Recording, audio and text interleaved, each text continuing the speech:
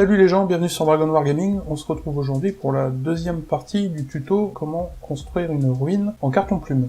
Alors on va poursuivre notre construction avec le socle de la ruine. Alors pour cela j'ai utilisé du MDF, c'est comme ça que ça s'appelle, c'est une espèce de bois reconstitué. Alors sur cette petite plaque, je vais d'abord repérer un peu là où je vais placer la ruine, et je vais tracer grossièrement la forme du socle. Alors ce qu'il y a de bien avec cette matière-là, c'est qu'elle est relativement facilement coupable avec un cutter. Donc pas besoin forcément d'une scie, d'une ponceuse, etc. Il faut faire gaffe à ses doigts, faut quand même avoir un cutter assez gros et solide.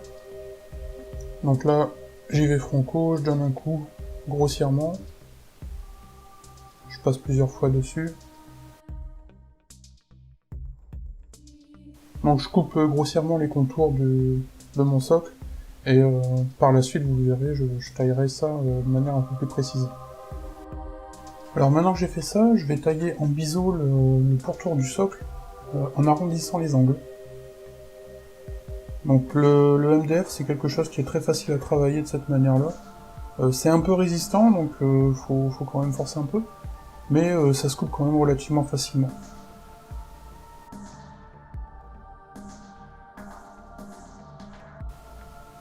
Donc là, vous voyez, j'ai vraiment aucun mal à découper les bords.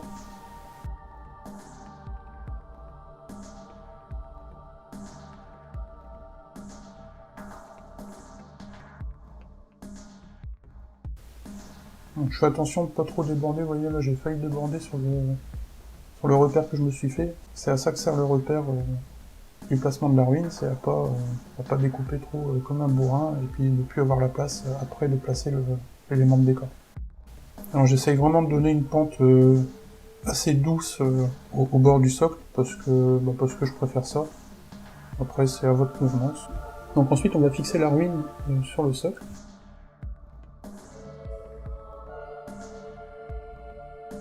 Et je le positionne sur mon repère, de manière à ce que ça ne dépasse pas du socle et que tout soit bien positionné.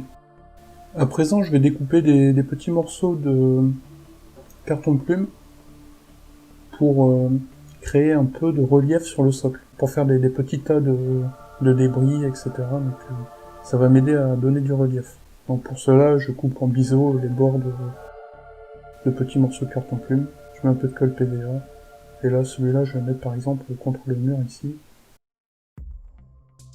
Et j'en découpe 2 ou 3 autres que je colle de la même manière. Alors ensuite, je fais un repère vertical à 2 cm et demi du bord de Marvin, de l'angle de Marvin. Donc je le fais de ce côté-là, et je le ferai aussi sur l'autre mur. Et ce repère va me servir à apporter un peu de relief, vous le verrez par la suite, au décor.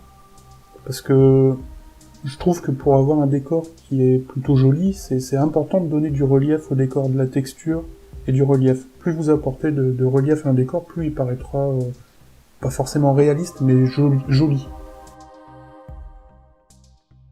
Et ensuite, je vais découper des bandes de carton plume de 3 cm de largeur, et d'une hauteur correspondant à la hauteur de Marvin. Alors là, je vais utiliser la petite astuce que je vous avais montrée dans la première vidéo, qui consiste à enlever une certaine partie du carton plume pour camoufler un angle, ou en tout cas pour le rendre un peu plus joli. Donc à l'extérieur, on a bien 3 cm, et à l'intérieur de la cote, on a bien 2 cm et demi, et ça va correspondre au repère que j'ai créé tout à l'heure sur la ruine. Donc avant de passer à l'étape suivante, je vais retirer les aiguilles qui me servent à maintenir le tout, puisque maintenant le tout est sec. Je vais utiliser les 2 bandes que je viens de découper, et je vais les placer là sur l'angle, de manière à donner un peu l'illusion d'un renfort sur l'angle de la ruine. Comme toujours, je viens planter des petites aiguilles pour maintenir le tout. Et maintenant, toujours pour apporter plus de relief au décor, je vais découper des nouvelles bandes, un peu plus petites cette fois-ci, parce que j'ai décidé de le faire comme ça, donc après c'est vous qui voyez. J'ai décidé de les faire de 2 cm de large, et je vais les placer au centre de 2 fenêtres, de l'espace qui se trouve entre 2 fenêtres. J'en prévois plusieurs parce que vous le verrez, j'en mettrai à différents endroits sur la ruine. Alors toujours pour être précis, je fais un repère au centre de l'espace qui se trouve entre les deux fenêtres, celle d'en haut et celle d'en bas. Je trace un repère vertical et de chaque côté de ce repère, je vais tracer d'autres repères verticaux à 1 cm à droite et 1 cm à gauche. Comme ça, j'aurai la distance de 2 cm et j'aurai vraiment l'emplacement de ma bande de 2 cm. Comme ça, je suis sûr de tout placer bien droit. Je fais la même chose à l'intérieur. Et là, il faudra faire attention parce qu'évidemment, il y a le sol, il y a le palier qui va venir nous embêter. Mais bon, ça c'est pas bien grave. Je trace mes repères en haut et en bas des fenêtres, comme ça, ça me permet d'avoir mes traits bien droits. Je fais ça pour l'étage et je fais ça aussi pour le rez-de-chaussée. Et à présent, je viens coller les fameuses bandes de carton plume en les appliquant bien sur mes repères, comme ça je suis sûr d'être vertical.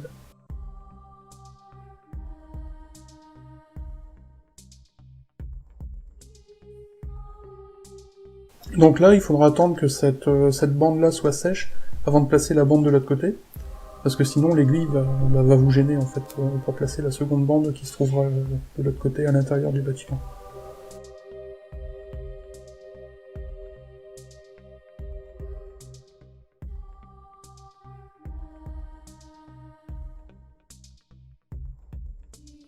Alors toujours pour apporter un peu plus de relief et un peu plus de réalisme au décor, on va à présent créer des appuis de fenêtres. Et pour cela, je vais utiliser une sorte de petit polystyrène d'isolation. J'ai eu ça en magasin de bricolage, ça se présente sous des grandes plaques de 5 mm d'épaisseur. Et c'est une sorte de polystyrène un peu très très léger, extrudé, pas expansé. Et c'est très bien, j'aime bien ça, c'est facile à travailler, et puis ça permet de créer des petits reliefs comme ça sur les décors. Donc là, je vais l'utiliser pour faire des appuis de fenêtre. Donc pour cela, je trace une bande de 1 cm de large, que je découpe ensuite en petits tronçons de la largeur d'une fenêtre. Et je les colle aux fenêtres avec un peu de colle à bois. Pour aller encore un peu plus loin, et vu que les angles des murs sont un peu trop droits, que c'est censé être une ruine usée, etc., on va venir tailler les angles, les arêtes du bâtiment, de toutes les petites pièces en carton,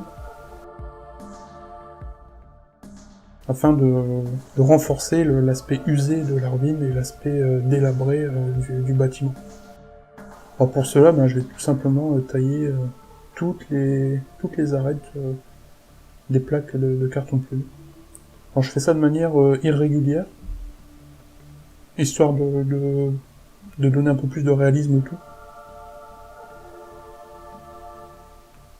Donc là, je vais laisser un peu tourner la vidéo parce que c'est plus facile de voir ça en vidéo plutôt que je vous l'explique avec des mots. J'y arriverai pas de toute manière. J'y vais par petites touches. C'est un peu long, mais ça apporte vraiment beaucoup au décor et c'est vraiment pas difficile à faire.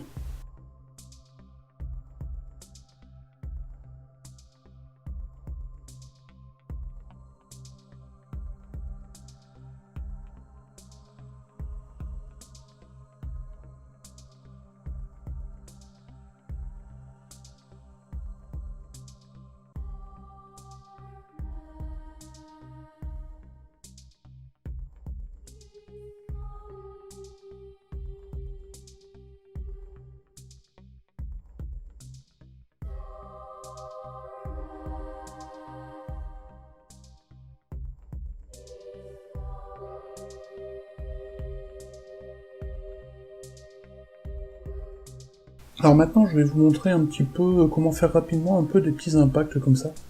Toujours pour apporter un peu de texture, un peu de relief. C'est pas super difficile à faire et ça peut créer l'illusion. Alors je vais vous montrer par exemple ici, je vais me servir de ce point là comme repère. Pour créer cet impact de balle, je prends ma lame de cutter et je viens la planter en créant un angle d'environ 45 degrés. Je fais la même chose un peu plus loin, je viens dessiner une sorte de pentagone comme ça en enfonçant à chaque fois ma lame, et vous verrez que sur le dernier segment du pentagone, et ben, le petit morceau de carton va sauter, hop, et ça peut créer l'illusion d'un impact de balle. Donc voilà ce que ça donne à présent. Donc vous voyez qu'avec peu d'efforts supplémentaires, vous pouvez quand même grandement améliorer la ruine qu'on avait fait lors de l'épisode 1 de ce tutoriel. Dans la prochaine vidéo, on verra comment apporter encore un peu plus d'éléments pour renforcer un peu la profondeur du décor, renforcer un peu le relief, et apporter un tout petit peu de texture aussi. Donc sur ce, je vous dis à la prochaine, et à très bientôt pour la prochaine partie de ce tuto. Salut!